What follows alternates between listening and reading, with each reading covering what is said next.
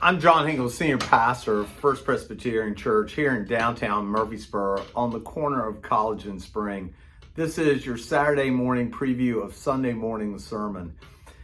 So we have started a series of sermons on the book of Esther, and as I shared with you last Sunday, in all my 28 years of ministry, I've only preached 3 sermons on Esther, and all 3 sermons were on the same verse. So we're changing that up. And so I got to be honest with you, I've really kind of enjoyed what we've done so far. And this Sunday is no different. I really enjoyed our text and getting into it and breaking it down and kind of looking at the significance of it. I'm not going to get into the story itself in the preview, but what I am going to preview is something that has come out of our text that I have been really kind of wrestling with. And it's this. We're not born into faith. We live into it.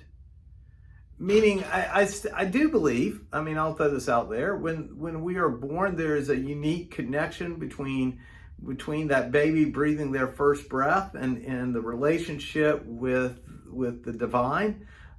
In the Psalms, the hymn says, I knew you when you were hidden. I knew you when you were knitted together in your mother's womb. I knew you, your name before you had a name. And so we recognize that there is this divine connection between mere mortals and God the Father. But what I mean by that we are not born into faith, we live into it, meaning that we have to learn what it means to be faithful from the saints who've gone before us, or learn what it means to be faithful or how to interact with the body of Christ from those in our lives. For example, how do kids learn the Lord's Prayer?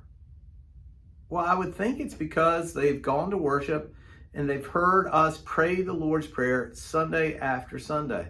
Same way I learned the Apostles' Creed.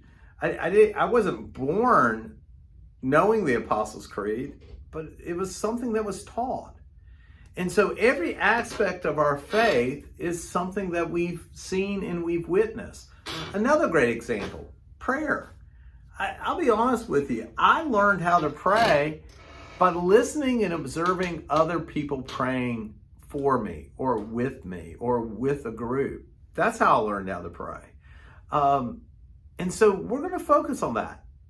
And the other notion of this learning from others is that sometimes others have to pay the ultimate sacrifice so that we can learn from them.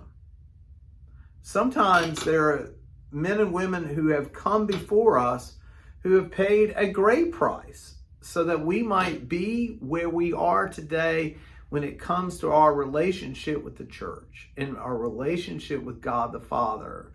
So I'm really excited about our text. Please remember, we're at 2 services again, 8:30 and 11. 8:30, we're going back to serving communion by intinction on Sundays. Last Sunday was absolutely fantastic. Such a great spirit. So good to see everybody there. Just great.